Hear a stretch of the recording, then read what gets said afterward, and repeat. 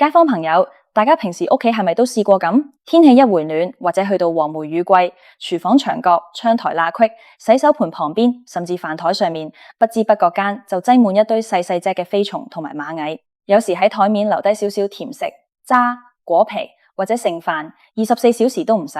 即刻有一大群蟲仔集結駐紮，點趕都趕唔走。見到呢啲亂咁爬嘅細蟲，真係令人全身起雞皮疙瘩，非常唔舒服。大家千祈唔好以為呢啲小蟲只係影響衛生，背後嘅隱患其實好大。呢啲家居害蟲每日喺屋企爬嚟爬去，會帶住大量細菌污染我哋嘅食材同餐具，有些甚至會咬爛實木家私或者布藝沙發。最可怕嘅係，有時仲會咬傷我哋嘅皮膚，搞到起一大塊紅腫，又痕又痛，過咗3、5、7日都未好返。我老實講，坊間90%人驅蟲嘅方法根本都係錯嘅。大部分人第一時間就會去超市買罐裝化學殺蟲噴霧或者煲滾水去燙蟲，表面睇落好似即刻見效，但其實隱患超大，而且只係治標唔治本。市面上嘅殺蟲水多數含有化學除蟲菊酯成分，喺密封嘅屋企環境入面噴完，毒素會懸浮喺空氣入面，仲會附着喺家私同埋廚具表面。成年人吸入咗都會覺得頭暈、喉嚨乾渴不適。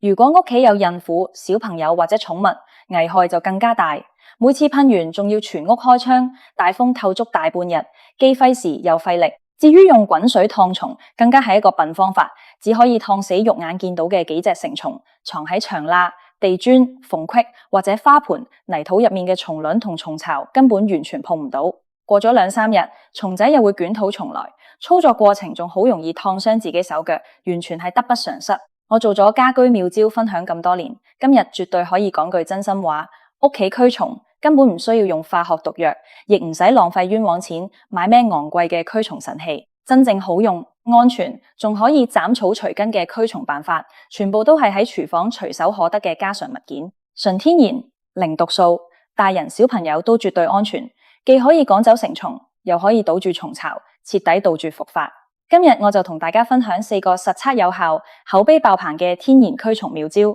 原理好簡單，零操作難度，精準拿捏咗各類家居小蟲嘅生理弱點，令害蟲自動搬走，成窩清乾淨，徹底解決屋企蟲患呢個煩惱事。首先第一個係煙絲水驅蟲法，專門對付牆角小蟲、螞蟻同埋細隻飛蟲。如果屋企有抽煙嘅朋友，呢個方法簡直係零成本，亦係民間流傳最耐、實測最穩定嘅土辦法。很多人唔知道，香煙入面嘅尼古丁同埋煙鹼類生物鹼，對家居小蟲嚟講係極強效嘅驅避劑。呢啲成分刺激性非常強，對昆蟲超級靈敏嘅嗅覺系統有致命衝擊力，仲可以滲入蟲巢縫隙，抑制蟲卵孵化，從根源阻止害蟲繁殖滋生。操作過程簡單到離譜，完全唔使額外買任何工具。首先準備一個乾淨嘅閒置噴壺，拿出一段普通香煙，輕輕撕開外層嘅捲煙紙，將裏面嘅煙絲全部收集好，倒入噴壺入面。呢度要重點提醒大家，沖開煙絲水，千萬唔好用冷水，亦唔好用沸水。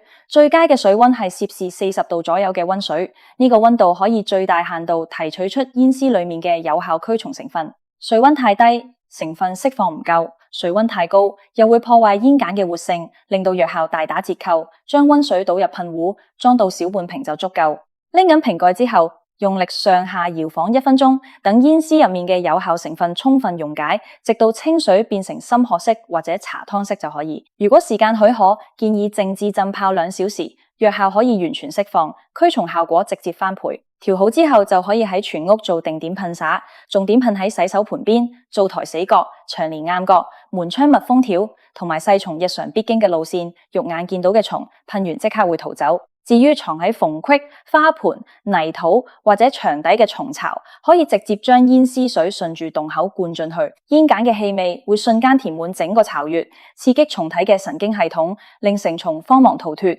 蟲卵亦無法存活。只要堅持，早晚各噴1次，連續噴3、4日，屋企現存嘅蟲群就會徹底清空，仲可以去除蟲類留下嘅異味，很長一段時間都唔會再生蟲。呢個方法溫和無毒，唔會污染廚具同食材，噴完都唔使特別開窗大通風，安全性十足。如果大家覺得弄煙絲太麻煩，唔想用第一種方法，咁第2個白糖小蘇打滅蟲法絕對係各位主婦嘅首選，無聲無息就能夠滅蟲清巢，試過嘅街坊都讚不絕口。從昆蟲嘅習性嚟講，屋企所有雜蟲同螞蟻天生對蔗糖嘅甜味完全無抵抗力，呢個係刻喺基因入面嘅覓食本能。而小蘇打入面嘅碳酸氫鈉屬於強鹼性物質，係破壞蟲體同埋滅巢嘅核心關鍵。呢個方法完全唔使兌水，亦唔使噴灑，只需要準備一隻乾淨嘅細碟或者硬卡紙，用1:1嘅比例放一匙白砂糖，再加上一匙食用小蘇打，用筷子徹底攪拌均勻，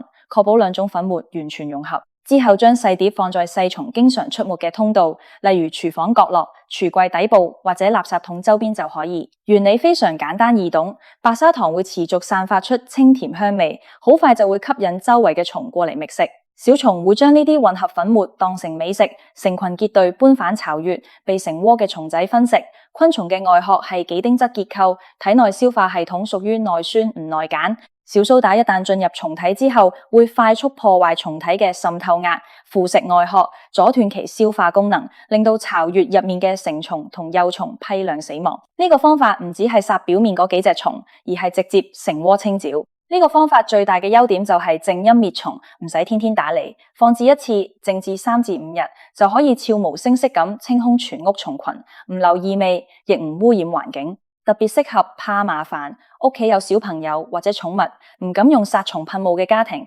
性價比最高，最令人省心。第3個強效妙招係白醋高度白酒驅蟲法，主打全屋防蟲，阻擋害蟲入屋，非常適合春夏蚊蟲多、窗戶臨街、樓層偏低、經常有蟲飛入屋嘅家庭。所有家居細蟲嗅覺上都極度討厭酸性揮發物同埋高濃度乙醇，呢個亦係點解乾淨、乾爽、無異味嘅屋企好少生蟲嘅核心原因。白醋嘅醋酸揮發氣體可以鋪滿所有家居縫隙，形成天然防蟲屏障；而高度白酒入面嘅高濃度乙醇可以灼傷蟲體表層，破壞蟲體活性。兩樣嘢搭配埋一齊用，驅蟲效果直接翻倍。配方簡單又固定，唔需要精準計量，按照白醋、高度白酒同清水1:1:1嘅比例調配，大約落1小酒杯嘅份量，倒入乾淨容器攪勻，再裝落噴壺備用。調好嘅混合液，重點噴灑喺灶台四周、垃圾桶外側、窗台罅隙、門窗密封條、門口地縫同埋下水管道接口。呢啲全部都係害蟲入屋同埋聚集嘅重災區。噴完之後，酸辣嘅氣味會迅速填滿縫隙同空氣，形成一層防蟲結界。細蟲嘅嗅覺極度靈敏，呢種刺激性氣味對佢哋嚟講係致命警告，一聞到就會立刻避開，唔敢靠近你屋企。同時，乙醇同醋酸可以殺滅縫隙裏面殘留嘅蟲卵，抑制蟲類繁殖，既能清走現有嘅細蟲，又可以提前預防蟲患。除此之外，白醋自帶清潔去污效果，噴完仲可以順帶抹走廚房油污同窗台灰塵，驅蟲同清潔一舉兩得。最後一個終極殺招就係米飯、白糖、洗衣粉滅蟲法。呢個方法殺傷力最大，清巢最徹底，專門對付蟲患嚴重、蟲仔泛濫、反覆滋生嘅屋企。如果你屋企嘅蟲已經爬到床頭、台面，仲經常咬人起包，普通驅蟲方法壓唔住，就可以用呢招徹底根治。不過我要強調，如果只係輕微生蟲，就千萬唔好亂用，因為威力太過霸道，屬於連根拔起嘅終極滅蟲手段。操作一目了然，拿一個用完即棄嘅塑膠碗或者細盒，放入2匙熟米飯，米飯黏性足，穀物香味濃，係最佳嘅有麝載體。再加1匙白砂糖增香，放大甜味，遠距離吸引蟲群。最後放入1匙普通洗衣粉，用匙羹反覆指壓，並且徹底攪拌，一定要攪到米飯完全黏糊，每一粒米都沾滿白糖同洗衣粉粉末，混成一團粘稠嘅漿料才算合格。之後喺蟲多嘅地面、牆角或者櫥櫃底鋪一張紙巾，將米飯漿料分成幾小份鋪喺紙巾上面，務必貼實地面同縫隙，令到小小的蟲可以輕鬆爬上去覓食同搬運。呢個配方嘅殺傷力全部來自洗衣粉入面嘅強鹼成分同埋微量嘅硼砂衍生物，對家居昆蟲有致命毒性，而且效果持久。米飯加白糖嘅複合甜香，穿透力超強，幾米之外嘅蟲都可以精準聞到，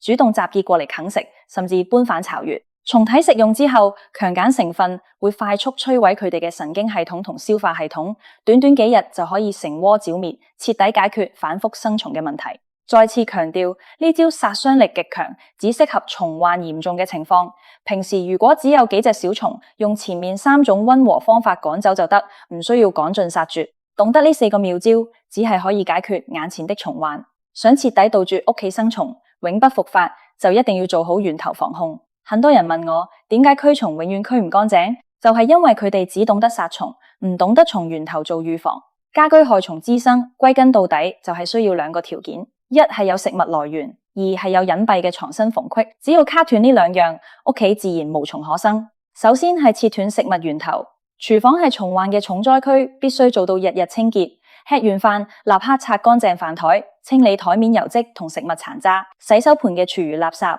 果皮剩飯絕對不可以過夜。屋企嘅大米、麵粉、白糖、零食、乾果全部要放入帶密封膠條嘅玻璃罐或者保鮮盒封實，唔好讓穀物同甜味嘅氣味外泄，從根源杜絕蟲仔過嚟覓食定居。地面同台面嘅食物碎屑要及時掃乾淨，垃圾桶每日都要倒，常年蓋實，唔好給害蟲留下任何食物補給。其次係封堵入屋同埋藏身嘅縫隙，每年喺春夏蚊蟲旺季到嚟之前，全面檢查屋企所有死角，門窗密封條有冇老化漏風，門口底部有冇空隙，牆面同地磚有冇開裂孔洞，洗手盆、下水口同管道接口有冇縫隙，一發現漏洞，立刻用密封膠、填縫劑或者膠條封實，堵死害蟲入屋嘅通道。同時要保持屋內乾燥通風，潮濕係蟲類繁殖嘅溫床。廚房同衛生間要定期開窗透氣，避免積水發霉，破壞蟲仔嘅生存環境。總結一句，